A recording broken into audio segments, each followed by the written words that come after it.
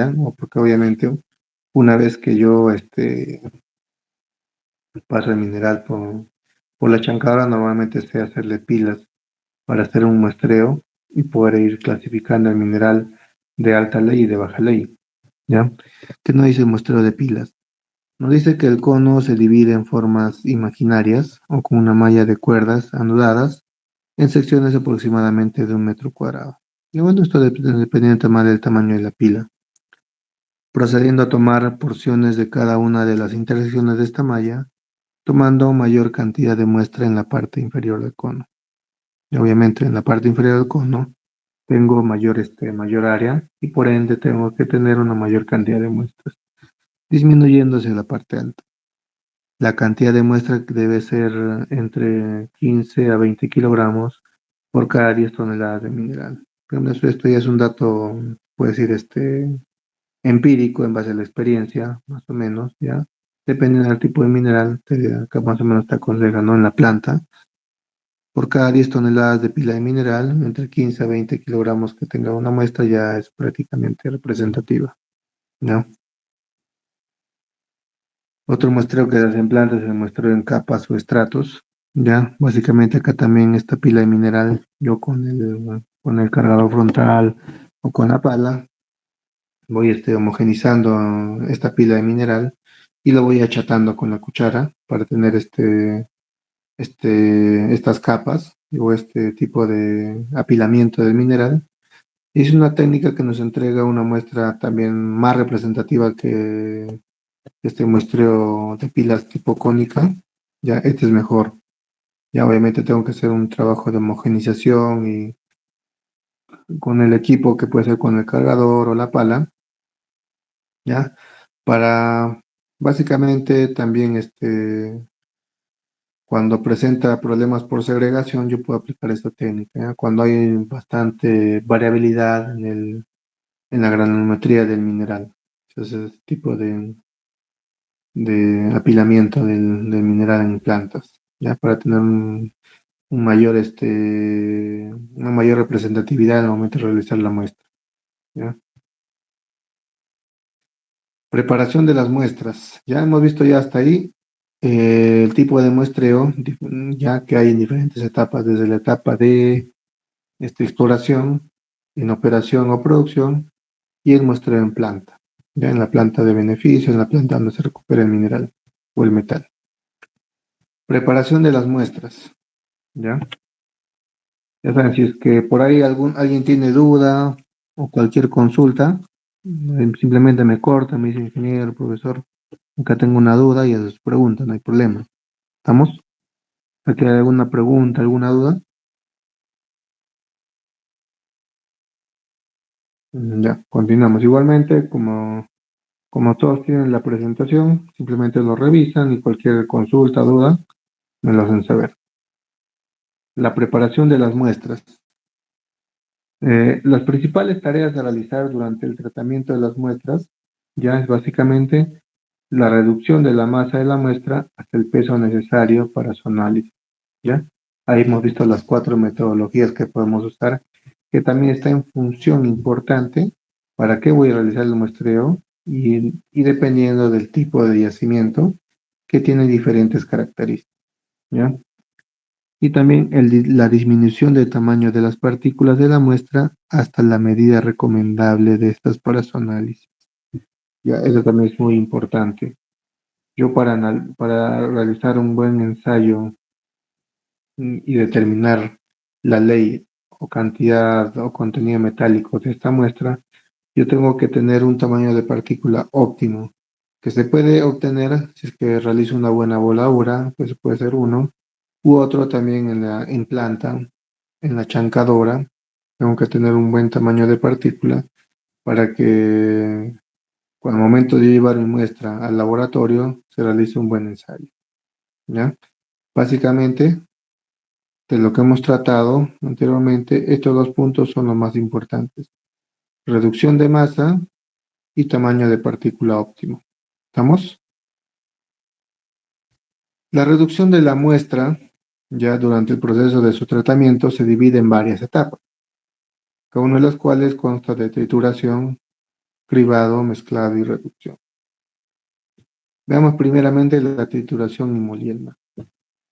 Para poder someter una muestra a diferentes tipos de análisis químicos y físicos es necesario homogeneizarla lo más posible y triturarla hasta que alcance un determinado grado de finura sobre la preparación reproducible de muestras, garantizando resultados de análisis fiables y exactos. Cuando yo quiero llevar una muestra de un mineral, normalmente en yacimientos metálicos, ya normalmente yo llevo mi muestra y lo llevo al laboratorio químico. Y es en el laboratorio químico donde hacen este trabajo de trituración y molienda para hacer el ensayo respectivo, ¿ya? Por ejemplo, acá, el tamizado, ¿ya? Cribado tamizado, ¿ya? Es básicamente un método físico para separar mezclas donde se separan dos sólidos formados por partículas de tamaño diferente. Lo que hemos visto, ¿no? El ensayo, ¿ya? De tamizado para básicamente clasificar las partículas de diferente tamaño. Consiste en hacer pasar una muestra de partículas de diferentes tamaños por un tamiz y estas partículas de menor tamaño pasan por poros del tamiz atravesándolo y las grandes quedan atrapadas por el mismo. Se pueden realizar de forma manual utilizando un equipo vibratorio. Esto pues, obviamente mediante un equipo vibratorio que es lo más recomendable o si no simplemente de manera manual también tú lo puedes mover, ya lo puedes mover para básicamente ir separando las partículas de menor a mayor tamaño. ¿Ya? Y otra técnica para hacer este tipo de ensayo, para preparar la muestra, es el cuarteo. ¿Ya? Y el cuarteo es bastante usado para sacar una muestra regular o se puede decir con un mismo grado de certidumbre al momento de mezclar las muestras. El cuarteo consiste en mezclar el material para posteriormente apilarlo a la forma de un cono, como se ve acá en esta imagen. Esto se aplastamos la parte del cono y se divide con una pala o una espátula en forma de cruz, hago una división en cuatro partes iguales, donde se retiran dos cuartos opuestos, que puede ser en este caso, yo lo divido en 2, 1, 1, 2, y los otros dos restantes los dejo, ¿no? Y que forman la nueva muestra. Se vuelven a mezclar y el proceso, y se vuelve, esta por ejemplo, yo me quedo, descarto la tajada 1, 1, ¿ya? Descarto la tajada 1, 1, ¿ya? Y vuelvo a mezclar en 2 y 2, hasta obtener el tamaño apropiado de la muestra. ¿Se acuerdan cuando yo dije el método para determinar la cantidad necesaria de muestra? Obviamente, si yo, por ejemplo, saco mi muestra, por ejemplo, de una, de un fragmento de roca volada, obviamente ahí voy a tener, no sé, una tonelada de mineral, una tonelada, dos, tres, dependiendo de la magnitud de la voladura. Entonces yo voy a empezar a sacar mis muestras, pero yo, digamos, al hacer el cálculo solamente necesito 10 kilos de muestra, ¿ya? Pero al momento de calcular, tengo, no sé, 25 kilos, 30 kilos de muestra. Entonces tengo que reducir a 10 kilos. Entonces, para reducir una muestra de 20 kilos a 10 kilos, o de 30 a 10 kilos, aplico esta técnica de cuarteo. ¿Para qué? Para que toda la cantidad de muestra que yo he obtenido y para tener el tamaño de muestra apropiado, aplico la técnica de cuarteo para ir reduciendo, pero ir reduciendo de manera regular, no ir descartando minerales o muestras que básicamente no me van a o me van a generar un cierto grado de error. Y para disminuir ese grado de error, tengo que hacer esa técnica de cuarteo, ¿no? Otra herramienta usada es el cuarteador, que consiste en un recipiente en forma de V que tienen en sus costados una serie de canales que descargan alternativamente en dos bandejas, ¿ya? Ubicadas en ambos lados del cortador. El material es vaciado en la parte superior y al pasar por el equipo se divide en dos fracciones de aproximadamente igual tamaño. ¿Ya? Entonces, básicamente, si vemos acá, este coartador tiene esta forma, donde básicamente mediante una espátula yo voy recolectando el mineral y voy dividiendo. Y acá vemos, ¿no?, el procedimiento correcto. Ya voy dividiendo y voy sacando dos muestras. Ya, el coartador debe tener la abertura de manera que pasen todas las partículas.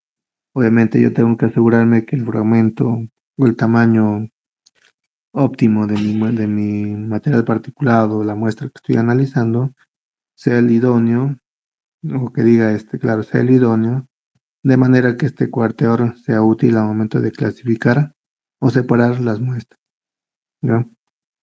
También otra técnica, otra herramienta que existe para aplicar el cuarteo, ya es el divisor rotatorio, ¿ya? Que básicamente es un dispositivo mecánico que hace básicamente girar las muestras, ¿ya? Y una vez homogenizado, incluso en base a esta rotación, el fragmento se mezcla y los fragmentos de roca son más pequeños, fragmentos minerales más pequeños, tengo un muestreo más homogenizado. Bueno, y el muestreo de aguas, ya, obviamente también es parte de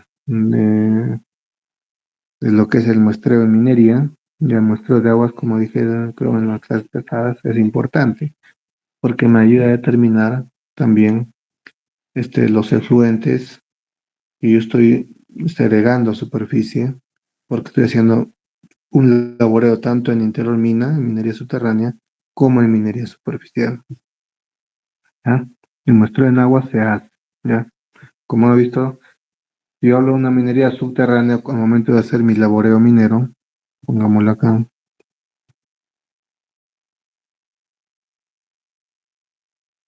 ya, por ejemplo acá, yo tengo acá el cerro, ya, empiezo a hacer mi labor minera, puede que esta labor minera, y es lo más probable, y digamos acá hay una quebrada, y en esta quebrada pasa un río, un ejemplo, ¿ya?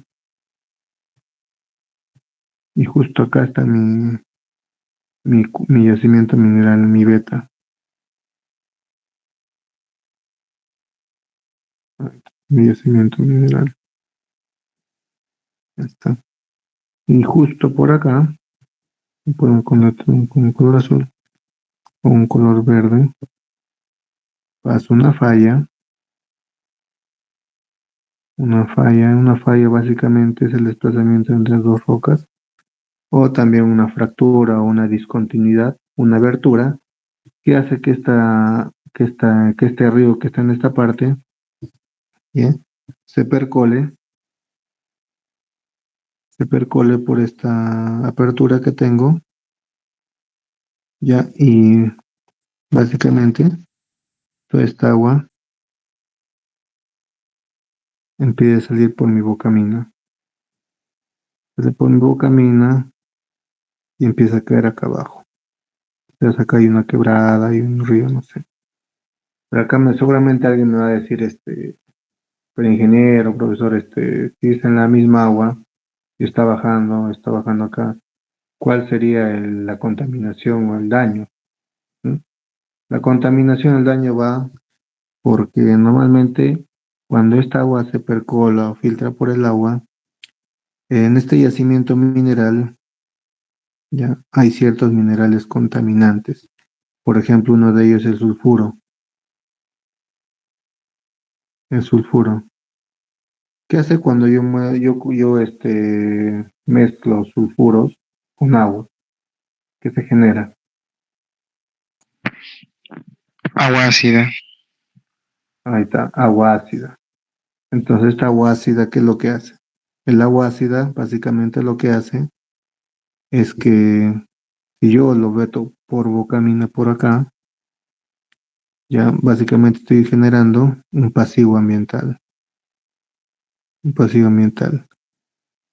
Y este pasivo ambiental, obviamente, es que viene OEFA, ¿no? ¿Cómo se llama esta institución? OEFA, creo que sí, OEFA. que básicamente ve lo que es el tema de medio ambiente, contaminación ambiental. Ya te pone, la empresa minera le pone una multa de millones y millones de dólares. Entonces, para ello yo tengo que hacer un muestreo de estas aguas para ver la cantidad de azufre y u otros elementos que contiene. ¿Para qué? Para que en base a este muestreo ya haga un análisis, una evaluación y al realizar ya pozas, ¿para qué? Para que yo mediante ciertos aditivos, haga que este metal no salga por superficie, simplemente se queden en estas pozas, se sedimenten y yo las empiece a limpiar y los extraiga de otra manera. ¿Está bien? Por eso es muy importante también saber el muestreo que se hace de las aguas. ¿Ya? Ese es un ejemplo. Y en minería van a haber bastantes tipos de muestreo de aguas que se realizan, no solamente por ese tipo de casos. ¿Ya? Acá vemos muestreos simples que nos dice que son muestreos que se deben recoger en recipientes adecuados, los cuales se lavarán 3 veces con el agua a recolectar. Obviamente, como he dicho, los depósitos en base donde voy a hacer a almacenar este tipo de muestras, en este caso agua, tienen que estar limpias, si es posible esterilizadas.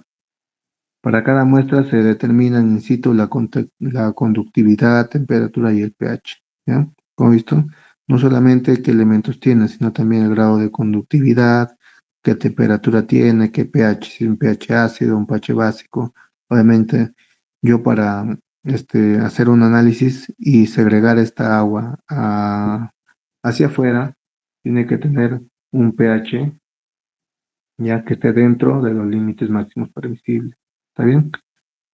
En algunos casos se acidifica la muestra antes de guardarla, principalmente para evitar la precipitación de carbonatos o la proliferación de microorganismos. Por ejemplo, si estoy haciendo un análisis de otro tipo o estoy haciendo un muestreo para un determinado tipo de análisis de esta agua, se puede echar algún tipo de aditivo, ¿ya?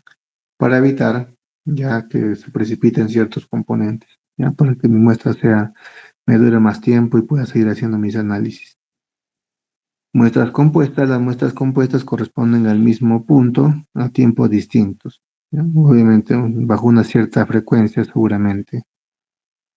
Muestra integrada está la constituida por la unión de muestras simples recolectadas simultáneamente en sitios próximos. Volumen de la muestra dependerá de los parámetros que se quieran medir. Normalmente se recolectan entre 100 milímetros y obviamente igual que el muestreo de minerales. También se puede calcular la cantidad óptima de esta muestra en litros, ya en volumen. Y acá vemos un cuadro más o menos dependiendo del tipo de análisis que yo voy a realizar o que va a tener esa muestra, a qué tipo de temperatura, qué tipo de envase y cuál va a ser su tiempo máximo de conservación. Ya también hay muestreo de gases. ¿Ya? Esto no va al curso porque lo que estamos haciendo es una estimación de recursos y reservas minerales, ya, pero solamente para comentar, para que tengan un cierto grado de conocimiento. Nuestro de gases obviamente se hace también en minería, ya. Por ejemplo, los gases de voladura, normalmente en minería subterránea se hace con bastante continuidad, ya, porque yo tengo que trabajar bajo condiciones donde el trabajador, mi personal, esté cómodo y bajo ciertos límites máximos permisibles del gas. Por ejemplo, el gas normalmente contaminante que hay en la minería subterránea es el monóxido, ¿ya?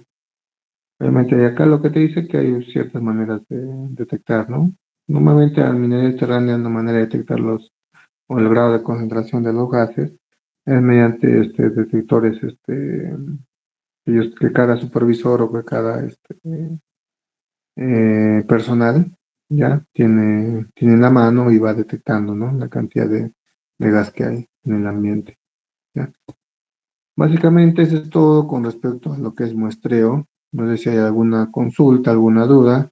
Ya igualmente el material lo pueden volver a revisar, léanlo, cualquier duda o concepto que no se entienda, háganmelo saber en la clase siguiente o ahora Ya, y yo encantado lo voy a resolver, ¿ya? Si no hay consultas, dudas, pero nos queda un poco de tiempo, pasamos al siguiente capítulo, ¿ya? Hasta este punto ya tanto el turno A como el turno B estamos básicamente ya alineados. Ya vamos a abrir el siguiente capítulo. Ya, ya está. A ver, me confirman si se puede ver. Sí, mire, ingeniero. Ya. Pasamos al tema 3, que es la estimación de recursos y reservas por métodos clásicos. Antes de, más o menos para hacer un preámbulo, de pasar a la estimación de recursos o reservas por métodos geoestadísticos, antiguamente o anteriormente, la estimación que se realizaba eran por métodos clásicos. ¿Cuál era el método clásico normalmente usado? Era la media aritmética. Yo quería sacar un promedio, o quería sacar, no sé, ¿recuerdan el ejemplo anterior, el de la clase introductoria? Yo quería saber, tengo una muestra acá, tengo una muestra acá, acá tengo 1.2, acá tengo 0.8, y yo quería saber cuánto tenía acá en el medio, ¿ya? Lo que hacía básicamente era hacer una media aritmética. ¿Qué es una media aritmética? Sumar 1.2 más 0.8 y todo dividido entre 2. Esto me daba 1.0. O simplemente una media ponderada, donde yo ponderaba acá un 50%, y cuánto era acá era 1.2 por 0.5 más 0.8 por 0.5. Eso también me daba 1. Entonces, ese era el método clásico que se usaba anteriormente. Y normalmente esto se usaba para minerales regulares, homogéneos, tipo estratos, así como el carbón. Casi era válido porque no había mucha variabilidad. Pero cuando ya empezamos, o se empezó la explotación de yacimientos minerales, por ejemplo, auríferos, polimetálicos o de otro tipo de metales, ¿ya? Donde las leyes eran bastante irregulares, variables, ya tienes que hacer otro tipo de método. Pero más o menos para empezar a analizar, vamos a iniciar con los métodos clásicos, ¿ya? Dentro de los métodos clásicos vamos a ver el proceso de evaluación de reservas, la corrección en la estimación de reservas, ¿ya? Vamos a ver cómo calculamos la ley de corte. Como dijimos, la ley de corte es importante para hacer una estimación o pasar de recurso a reserva, ya dependiendo la ley de mineral que yo tenga. Y los cálculos de reservas por los métodos clásicos o geométricos, ya hemos visto que hay métodos clásicos, como la media aritmética, que es lo más básico que se puede encontrar. Hay método de bloques, método de perfiles, método de áreas bajo las curvas, el método de los polígonos, el método de la triangulación, el método de los contornos y el método del inverso de la distancia. Vamos a ver algunos inconvenientes de estos métodos tradicionales para la estimación de leyes, obviamente, dependiendo del tipo de yacimiento mineral. Vamos a ver variaciones bajas y como variaciones altas. Y finalmente vamos a ver lo que es la compositación, que normalmente se usa, o lo vamos a ver cuando hagamos la estimación de recursos, ¿ya? Lo primero que se tiene que hacer es una compositación. Y más adelante vamos a ver a qué se refiere este término, ¿ya? Vamos a ver lo que es el proceso de evaluación de reservas, ¿ya? Ya. El proceso de evaluación de reservas, ¿ya? Básicamente es para determinar ya cómo yo, qué es lo que yo necesito para convertir un recurso mineral a una reserva mineral. ¿Qué es una reserva mineral? Es una reserva económicamente explotable, que tiene acceso, que te puede tener acceso mediante infraestructura, mediante rampas, mediante cortadas, galerías, piques, etcétera. O también, y no tengo ningún tipo de restricción medioambiental con las comunidades, o sea, tengo todo, tengo básicamente todo listo ya para poder extraer este mineral. ¿Está bien? Primero me dice que tengo resultados de la prospección táctica, ¿ya? Prospección táctica básicamente es tener la ley mínima o la ley de cabeza de mi yacimiento mineral, ¿ya? Bueno, y este es mi yacimiento, ya la prospección táctica se refiere a que yo tengo una ley promedio. Vamos a llamarle ley de cabeza, ¿ya? Del yacimiento.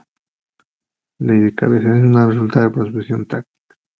Y obviamente yo ya más o menos calculo la ley de corte, y la ley de corte está en función de los precios, de los costos y beneficios que yo tengo. Más adelante vamos a ver la fórmula de la ley de corte. Y hemos dicho, para que pase de recurso a reserva, el principal requisito es que mi ley de cabeza, ahora sí la ley de cabeza, debe ser mayor a mi ley de corte. Entonces acá ya voy definiendo lo que es la mena, mi mineral económicamente explotable.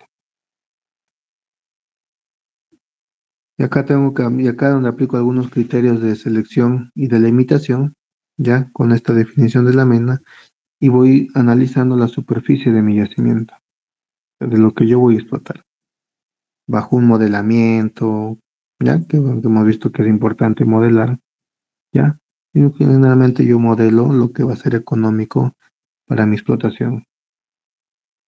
Realmente ya cuando tenga definido mi modelo, yo tengo que determinar un método de explotación, ¿ya? Y ese método de explotación tiene que ir ligado, ¿ya? Al tipo de yacimiento, la forma, la geometría, las características que tiene este yacimiento para aplicar una buena metodología de explotación, ¿ya? Una vez que yo tenga seleccionada la metodología de explotación, ¿ya? Yo puedo calcular cuánto volumen voy a sacar, ¿ya? En volumen en metros cúbicos, ¿ya? Y de acuerdo al tipo de densidad de mi mineral, la densidad es toneladas por metro cúbico, ya dependiendo de la densidad, yo puedo calcular las toneladas, ¿ya? ¿Cuánto es volumen por densidad? Se va metro cúbico por metro cúbico, me quedan toneladas. Tengo toneladas de mineral, ¿ya? En base a esto ya puedo calcular, ya tengo toneladas, saco las muestras, lo que hemos visto anteriormente, saco las muestras con las diferentes metodologías o tipos que hemos visto y lo llevo al laboratorio para hacer un análisis analítico y calcular las leyes. Por ejemplo, si tengo una ley, no sé, de onzas por tonelada, si multiplico tonelada por onzas por tonelada, se va tonelada con tonelada y me quedan las onzas del metal. Estoy recuperando. Y ese vendría a ser básicamente la cubicación del metal que voy a obtener en un determinado yacimiento, ¿ya? Básicamente esa es la línea de tiempo que yo tengo que hacer para estimar un yacimiento mineral, ¿ya? Proceso de evaluación de reservas. Las muestras a través de las que se estiman las leyes de un yacimiento representan una fracción mínima de este. Por lo tanto, para que la estimación sea correcta, se necesitará primeramente basarse en los resultados obtenidos a partir de un muestreo representativo, ¿ya? Como ya hemos visto cómo realizar un buen muestreo, ya estoy en la capacidad de, al momento de analizar los datos que me van a dar para realizar la estimación, tengo que evaluar que el muestreo que se realiza tiene que ser el óptimo, cumpliendo ciertas restricciones, ciertos parámetros en función al yacimiento, y ya lo hemos visto. Segundo, conocer la geología de la zona en donde se encuentra el yacimiento. Como les dije anteriormente, es importante conocer la génesis o el modelo genético del yacimiento, cómo se ha originado, qué tipo de minerales minerales secundarios, qué tipo de alteraciones voy a tener, cuál es la forma del yacimiento que tiene, cuál es su comportamiento estructural, tiene fallas, hay diques, hay desplazamientos. Esa es la geología del yacimiento y esa es parte básica también de conocer al momento de hacer una estimación y conocer el modelo del depósito. ¿Ya? Eso ya también yo lo puedo hacer en base a los sondeos diamantinos que se hacen o también en base a las labores que yo haga, puedo definir un modelo del depósito. ¿Ya? Y este modelo de depósito es muy importante porque a partir de este modelo yo puedo diseñar la mina. ¿Está bien? Se puede hacer el diseño de la mina. Y en función de ese diseño, yo puedo calcular ya distintos tipos de indicadores, rendimientos que voy a necesitar al momento de realizar la explotación de mi yacimiento mineral, ¿ya? Entonces, en el proceso de evaluación de reservas me voy a encontrar con esta incertidumbre, ¿ya? Como podemos ver, ya hemos visto, en el momento de que yo decida realizar mis taladros exploratorios, mis taladros diamantinos, voy a tener estos dos tipos de interpretaciones. Voy a tener, en el primer caso, que yo voy a hacer mis sondeos y voy a cortar el mismo corte de mineral del yacimiento y seguramente en base a las evaluaciones que hago voy a decir, mi yacimiento es un yacimiento medio manteado, ya lo tengo más o menos así, es una interpretación, ya, pero también puede existir otra interpretación, que puede ser que son básicamente yacimientos, que le llaman yacimientos, mediante, déjame recordar, yacimientos betiformes, un nombre que conocen, yacimientos betiformes, donde prácticamente hay vetillas, ya, vetillas así, como si fueran incrustaciones dentro del manto de la corteza terrestre. Y justamente donde yo he hecho las intercepciones con el depósito, justamente me queda esa forma. Y no es lo que yo estoy interpretando, sino es esto. Entonces, como yo descarto este tipo de interpretaciones o tengo una mejor perspectiva de lo que es mi yacimiento mineral, por ahí seguramente me van a decir hacer más talar, más sondeos, ¿no? Obviamente puedo hacer más sondeos, pero yo tengo que tener, en base a una mínima cantidad de taladros inicial, tener más o menos una perspectiva. Por eso es muy importante dentro de este yacimiento o dentro de este trabajo de análisis exploratorio mediante sondeos, yo tengo que hacer una evaluación geológica continua y rigurosa, ¿ya?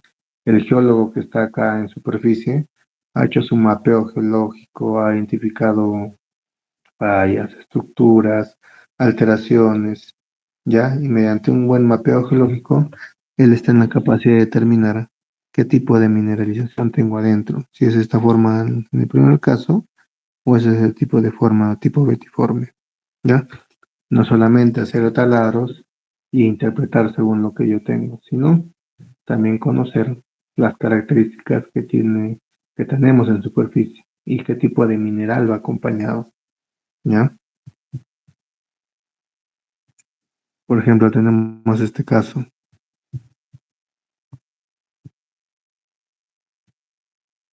En este caso, también muy peculiar y también bastante visto en minería, es que yo tengo normalmente un mineral, ¿ya? Esta parte roja que yo veo acá es una falla, ya que siempre se va a ver, y es un mineral tipo scan, ya el que hemos visto en tipo de depósitos, el tipo scan o stockwork, donde básicamente el mayor grado de contenido metálico que se da en esta fuerte fricción, donde hay bastante, o se ha originado con bastante temperatura y presión, ¿ya? Y se genera lo que es la parte de la mena. La mena es el mineral económicamente explotable, ¿ya? Pero obviamente la mena va acompañado de minerales secundarios y alteraciones, ya que viene dado por esto. Entonces, esta parte naranja que estoy subrayando es mi contacto mineralógico, ¿ya? Y el contacto económico es la mina. Entonces, esto también se tiene que tener en cuenta. Y después viene la roca encajonante, ¿ya? Correcciones en la estimación de reservas. Mira, ¿qué nos dice acá? Corrección en la estimación de reservas. Para la estimación de reservas, en su perspectiva económica real, hemos de tener en cuenta los siguientes términos, ¿ya? Y esto sí, grábense bien. Esto lo van a tener presente como pan de cada día cuando empiecen a trabajar en minería. El primer término con el que van a trabajar generalmente los que se dedican a operación mina es trabajar continuamente con la dilución de leyes. Que la dilución de leyes básicamente es la contaminación del mineral con la ganga o el desmonte, ya que básicamente hacen que tu ley de mineral baje. Ya es algo con la cual se tiene que trabajar y tiene varias características partiendo del método de explotación. ¿Ya? El siguiente es el coeficiente de extracción. El coeficiente de extracción es básicamente la recuperación ya que se va a tener del mineral ya en mina. O sea, ¿cuál es mi coeficiente de extracción que voy a recuperar en mina? Y finalmente la recuperación del metal, que básicamente eso ya va acompañado al tema de planta. Planta también en base a un estudio geometalúrgico del yacimiento mineral. Ellos mediante una pruebas y ensayos van haciendo una estimación de cuánto porcentaje de recuperación voy a tener de metal en base a los aditivos químicos que yo voy adicionando para recuperar el metal. Ya, veamos con la primera corrección, la dilución de las leyes. ¿Ya? Yo para transformar un recurso en reserva tengo que diluir la ley. ¿Y en base a qué se diluye la ley? Ya en base al ancho de minado. ¿Ya? Esto voy a tratar de explicarlo con una gráfica simple para que se entienda y después vamos a ver el detalle de lo que incurre una dilución de ley. ¿Ya? Yo, por ejemplo, si hablamos de un yacimiento, digamos que yo tengo mi beta, ya hablamos de una beta, se encuentra acá, está acá. El yacimiento de esa beta, ya, vamos a poner acá algunos datos. Tiene un ángulo, pongámoslo acá, de 60 grados. Ya está. Y la potencia de esa beta o el ancho que va a tener esa beta, pongámosle que es de 50 centímetros o 50 metros o 0,50 metros. ¿Ya? Entonces, yo para resacar este mineral ya de manera convencional o mediante el ingreso de algún equipo, yo puedo sacar este mineral, pero tengo que también sacar un poco de desmonte. ¿Para qué? ¿O por qué tengo que sacar desmonte? Porque yo tengo que tener un ancho mínimo de explotación. Y este ancho mínimo de explotación, normalmente en minería le llamamos ancho de minado. El ancho de minado. El ancho de minado básicamente es mediante el tipo o el método de explotación que estoy usando, en este caso el método convencional, el ancho mínimo para que mi personal que va a trabajar dentro de este tajeo se encuentre ergonómicamente, ya sea ergonómico quiere decir que tenga un espacio adecuado para que el trabajador pueda realizar sus actividades, tanto de extracción de ese mineral, colocar sostenimiento mediante puntales de madera, quizás, y otros trabajos. Entonces, ese es ancho de minado. Y para el ancho de minado, que es básicamente esta parte de acá, que vendría a ser desmonte, ¿ya? Digamos que ese desmonte es de, o sea, y todo esto de acá, mi ancho de minado, para que sea óptimo, para que mi trabajador esté ahí, sea de 1.50. Entonces, ¿cuánto vendría a ser mi dilución en este ejemplo práctico? Mi dilución vendría a ser simplemente la cantidad de desmonte que hay con respecto al total. ¿Cuánto es la cantidad de desmonte? Sería 1.5 menos 0.5 que es la beta. Ese vendría a ser mi cantidad de desmonte.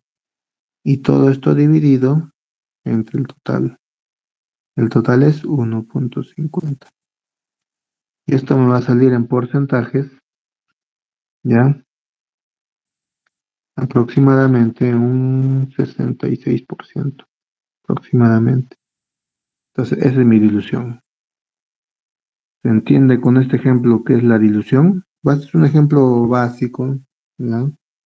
Que se aplica en minería, más que todo en minería subterránea. Obviamente esto lo vamos a ver también dependiendo del tipo de explotación, el tipo de yacimiento también en minería superficial. Pero básicamente la dilución es la contamina, como dice acá, resulta prácticamente imposible extraer solo el material económico. ¿Cuál vendría a ser el material económico? Sería simplemente el cuerpo mineral. Como dice en términos mineros, la carne viene con hueso, algo así. Puedo sacar la beta, puedo sacar la beta, pero tengo que sacar un poco de desmonte para que, para darle condiciones también al trabajador para que pueda hacer sus actividades dentro de esta explotación del yacimiento. ¿Ya? Ese es un ejemplo práctico mínimo para que se entienda. Entonces, ¿cuáles son las causas de esta dilución? Vamos a ver. Hay causas, no solamente por ejemplo, acá la única causa de dilución que estoy viendo es por el método de explotación. Quizás si es que acá en un futuro, digamos, en un futuro, yo pueda recuperar esta beta de 50 centímetros, no sé, con cortadores o con robots, no sé, estoy ya viendo un poco más allá, que puedan entrar dentro de este espacio y obviamente ingresar un robot o algo, o un equipo o herramienta de menor dimensión que me permita sacar solamente la beta. Pero en este caso, por condiciones de ergonomía y de bienestar y seguridad del trabajador, se tiene que considerar un ancho mínimo de minado. Pero ese ancho mínimo de minado también no es que en la práctica va a ser unos 50, quizás llegue a 2 metros. Y esa diferencia, 0.50, está expuesta por estos factores, ¿ya? ¿Qué factor podemos encontrar? La sobrevoladura o la sobre rotura que genera la sobrevoladura. ¿Qué nos dice? Es el material que está fuera de los límites económicos del cuerpo mineralizado. Queda incluido en el material extraído. La sobrevoladura básicamente es cuando yo, al momento de hacer el carguío de mis explosivos, estoy colocando explosivos que tienen mayor potencia o mayor fuerza explosiva, ¿ya? Y esto hace que las cajas o el macizo rocoso se altere, ¿ya? Más de la cuenta, más de lo debido, y haga que el desmonte empiece a caer, ¿ya? Y es lo que no quiero. Y eso es básicamente control de voladura, ¿ya? Control de voladura. Y esa es una especialidad aparte, ¿ya? Ustedes seguramente lo han visto en su curso de perforación y voladura, tanto en minería subterránea como en minería superficial. Esto ya es una especialidad aparte donde en base a una buena malla de voladura, en base a una buena perforación, en base a una adecuada selección de explosivos y en base a un secuenciamiento óptimo del disparo, se obtiene este tipo de voladura. ¿Tá? Como digo, es un tema muy aparte. La dilución interna. La dilución interna es el material subeconómico que se encuentra incluido dentro del cuerpo económico y que no puede ser segregado. ¿Ya? La dilución interna básicamente es cuando el yacimiento mineral o mi cuerpo mineral o la beta, ya encuentro minerales subeconómicos, como en este caso ganga, que hemos dicho que es material que no es económicamente explotable, pero que está dentro de este mineral. está acompañado de este mineral. Entonces, yo al momento de hacer mi muestreo, tengo que considerar este mineral subeconómico, porque voy a explotarlo todo. Entonces, considerando este mineral subeconómico, yo tengo que calcular cuál va a ser mi ley. Y obviamente este mineral subeconómico hace que mi ley original de mi mena o del mineral útil se disminuya. ¿Está bien? Dilución de reemplazo contacto, nos dice si el contacto estéril mineral, ¿ya? Contacto estéril mineral es muy irregular. Y esto suele ser bastante normal en minería, obviamente. El yacimiento mineral, el cuerpo mineral, la beta, no es como cortar un queso. No es como que yo corto un queso y es fino. Viene con irregularidades, ¿ya? El resultado será que un volumen equivalente de material estéril sustituirá el material económico. Aunque la voladora de roca es un arte, ya en la voladora de roca seguramente han visto al ingeniero Bruno, más que una ciencia es un arte, ¿ya?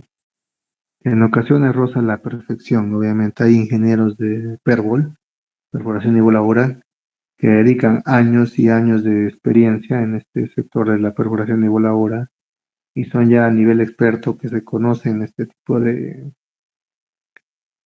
arte, se puede decir, ¿no? Para determinar, para sacar un determinado tipo de voladura dependiendo de varios factores, dureza de la roca, macizo rocoso, el RQD, qué tipo de roca tengo y X factores, ¿ya? Tampoco se le puede pedir milagros como este. Entonces, si vemos acá, este es el contacto mineral estéril. El yacimiento mineral siempre va a venir de manera irregular. Nunca lo vamos a encontrar como si fuera el corte de un queso o la rebanada de un pan. Siempre va a tener esas irregularidades. ¿Ya? Siempre va a tener esas irregularidades que estamos viendo acá. Entonces, tratar de volar todo así con la forma que tiene el yacimiento es prácticamente imposible. ¿Ya? Entonces yo tengo que determinar acá un ancho de minado promedio, ¿ya? Promedio. Y básicamente mi ancho de minado promedio vendría a ser esto de acá, donde voy a tener que dejar un poco de mineral arriba, ¿ya? O también volar un poco de desmonte, ¿ya? Pero tiene que ser de un ancho óptimo, ¿ya? Y en eso también se basa lo que es la estimación de reserva, ¿ya? En la estimación de reservas, dependiendo del tipo de método de explotación que se esté usando, yo tengo que calcular el ancho mínimo de minado, dependiendo el tipo de yacimiento, y otros factores, obviamente hay tipo de roca, comportamiento del macizo rocoso, si hay filtraciones de agua, etcétera, etcétera. ¿Ya? Entonces, básicamente, por la forma del yacimiento, que no es regular, yo voy a tener una cierta dilución por reemplazo o contacto entre estéril y mineral. ¿Ya? ¿Qué nos dicen? La línea continua marca el contacto económico mineralógico, la discontinua lo que se puede obtener, contacto promedio, lo que yo voy a calcular. Se observa como en el material que se va a arrancar entre zonas de mineralización subeconómico y estéril, y como a su vez zonas de mineral económico queda fuera, ¿ya? Y eso ya depende ya de hacer un análisis óptimo. Ya en este caso hay bastantes simulaciones que hacen los softwares en base al modelamiento que ya tengo y en base a la estimación de bloques que ya he realizado, me va a calcular este contacto óptimo, ¿ya? El contacto óptimo, ¿ya? Que va a hacer que me va a optimizar el mayor ancho de minado que yo tengo que tener en mi explotación, ¿ya? Y hemos visto lo que es la dilución. Ahora, lo que es el coeficiente de extracción, ya con eso terminamos, ¿ya? El coeficiente de extracción, ya como dice acá, es la parte del metal de interés, ¿ya? Que se pierde durante el proceso de concentración, quedando mezclado con los estériles, ¿ya? Estamos hablando del proceso de concentración para un poco dividir. Lo que es la dilución, ¿ya? Si ponemos en un marco global, La dilución básicamente se da en mina, como acá, en mina. Ya está. Es algo como ingenieros de minas que tenemos que controlar. ¿Está bien? Controlar la dilución, ya, es parte de nuestras responsabilidades como ingeniero de minas. ¿Está bien? Y lo que dice acá el coeficiente de extracción es más que todo para planta,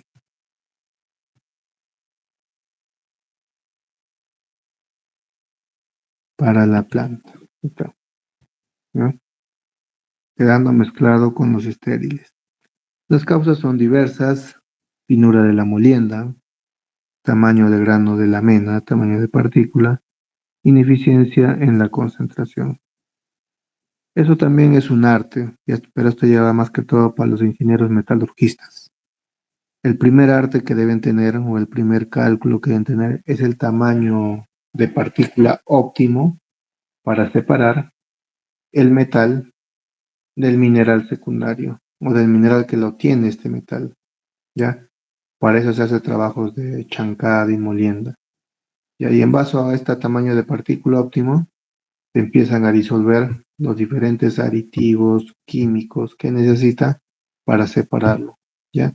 Y es acá donde viene la eficiencia de la concentración en una planta metalúrgica, ¿ya? Eso en líneas generales. Determinación del rendimiento del concentrador o de la planta. Acá hay un ejemplo bien básico, ya para que se entienda. Y seguramente esto lo han visto en su curso de metalurgia general, ¿ya? ¿Qué nos dice acá? Supongamos que un concentrador se alimenta de una tonelada de mineral que tiene una ley 1, produciéndose X toneladas de concentrado con una ley 2, ¿ya?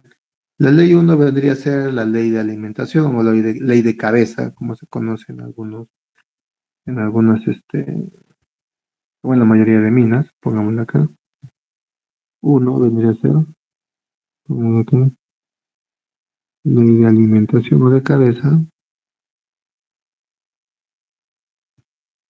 La ley 2 vendría a ser la ley de concentrado o de mi producto final.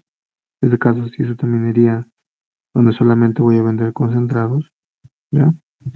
Porque ahí, dependiendo del tipo de planta que se tenga, hasta pueden hacer un cierto grado de refinado donde se tenga un producto, ¿ya?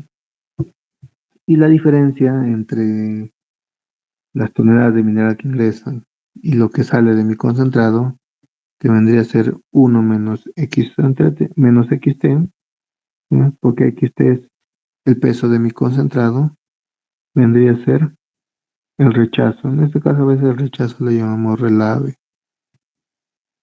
¿no? Con ese nombre se le va a conocer.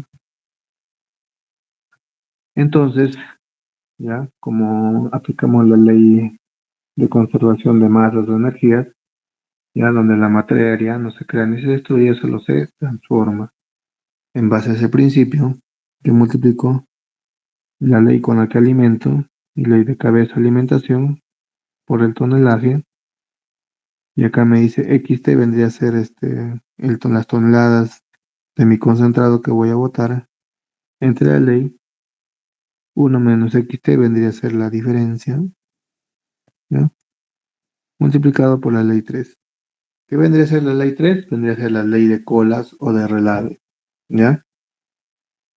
Entonces, despejo X sub T o XT, que vendría a ser las toneladas de concentrado para este ejercicio, las toneladas de concentrado, que va a estar en función de las leyes, ley de cabeza, ley de relave y ley de concentrado, ¿ya? Y en base a esto, puedo calcular el rendimiento del concentrador. ¿Cuál sería el rendimiento del concentrador? O la recuperación que voy a tener del metal va a estar en función a esta división. Toneladas de metal concentrado o de lo que yo tengo, lo que he obtenido como producto entre el tonaje de metal de la alimentación, el total que está ingresando. O vista de otra manera, tonelaje mineral en el concentrado multiplicado por la ley 2, esto me va a dar finos. Finos quiere decir que si multiplico toneladas multiplicado por onzas por tonelada, me va a salir, se va tonelada con tonelada, onzas, puede ser onzas de plata, onzas de oro, ¿ya? Dividido entre las onzas con las que estoy alimentando a la planta. Entonces, esta relación básica, ¿ya? Se le llama rendimiento del concentrador, o normalmente acá en los países latinos le llamamos recuperación metalúrgica, ¿ya? Ya. La ley 1 es la mineral que entra al concentrador y la ley 2 el producto de salida del concentrado. Entonces acá vamos a ver un ejercicio práctico, ya esto ya lo revisan, ya para el día de mañana, ya lo revisan y voy a preguntar a ver cómo lo han calculado. Ya es un ejemplo práctico, básico, sencillo que ustedes seguramente ya lo han hecho en su curso de metalurgia, ya. Y en este caso lo ven, lo resuelven y cualquier duda ya mañana lo vemos, ya. Entonces eso sería todo por parte del curso. No sé si hay alguna pregunta por parte de la clase. Estoy atento. Ingeniero, Sí, te escucho, Alexis, dime. eh, ¿nos podría brindar los PPTs para poder desarrollar el ejercicio? Ah, ya, sí, sí. Este ya sería la presentación número 3. Los envío a los delegados, tanto a Alexis como a Roland, para que lo compartan con los compañeros. Hoy día nomás terminando ahorita, les voy a enviar. ¿Está bien? Está bien. Ya. Si no hay alguna otra pregunta, ya, mañana igual, cualquier duda, consulta, me la hacen llegar, revisen el material, ya, y lo estamos ya viendo el día de mañana. Ya. Muchas gracias, buenas noches, nos vemos el día de mañana.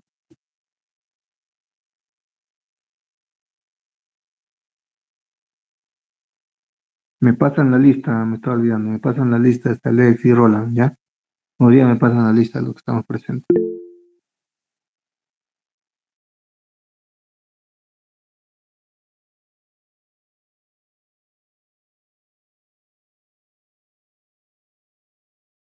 Ingeniero, ¿está ahí?